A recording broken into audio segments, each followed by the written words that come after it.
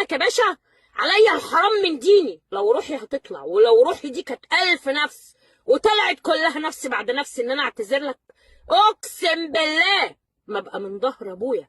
منى الشاذلي ما عندهاش اسرار. منى الشاذلي عندها ايه؟ منى الشاذلي عندها ان المصريين كلهم يعرفوا كل حاجه، كله يعرف كل حاجه، ويا رايح كتر من الفضايح.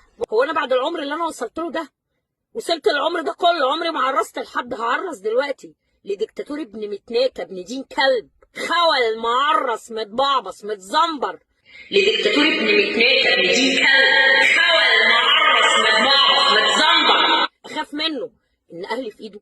طب ما هم اهلي في ايده والمصريين كلهم في ايده، والمصريين كلهم اهلي بمنتهى البساطه.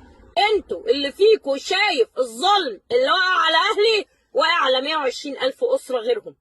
خلاص؟ واهلي مش اول مره يتعرضوا للكلام دوت بسبب ان انا بتكلم.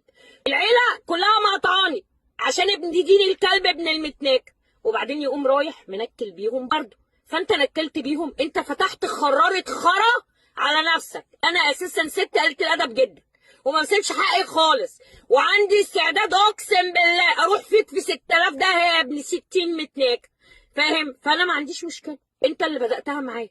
انا اساسا من بيت اتربيت على ايد راجل فلاح، ان اللي يجي قدام باب بيتي يبقى كده تعدى على حرمه بيتي. وروح بقى انت شوف، انا عارفه طبعا ان انت ابن الست ملكه تحتاني بقعه الهوا، يعني عمامته ويصلح ساعات، فانت مش عارف يعني ايه شرف، مش عارف يعني ايه الفلاح عنده شرف وبيته له حرمه. فانت اقتحمت البيت مره واقتحمت البيت مره تانية. لا ده دي امك بقى، دي امي بقى، دي امك بقى يا ابن المتناكه، يا ابن ام قص خشب يا خول، يا ابن المعرصه.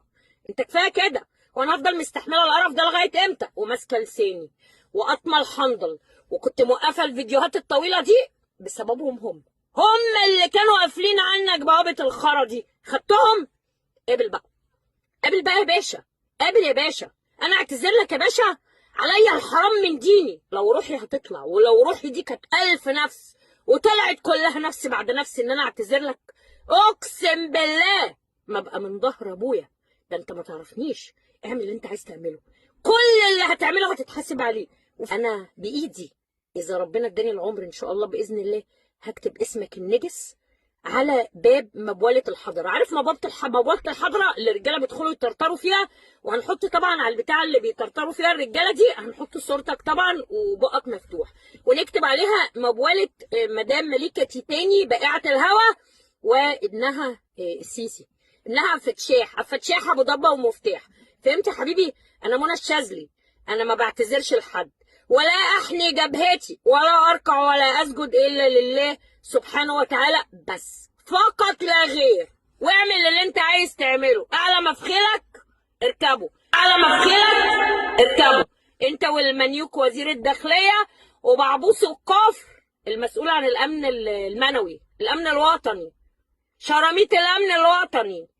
دي جرائم لا تسقط بالتقادم، اخفاء البشر وجريمه اخفاء اهلي، اخفاء قسري، لغايه ما تلبسوهم 5 6 قضايا زي المره اللي فاتت. دي قضايا لا تسقط بالتقادم، وهفضح دي امكم ليل ونهار، ما وريش حاجه غيركم.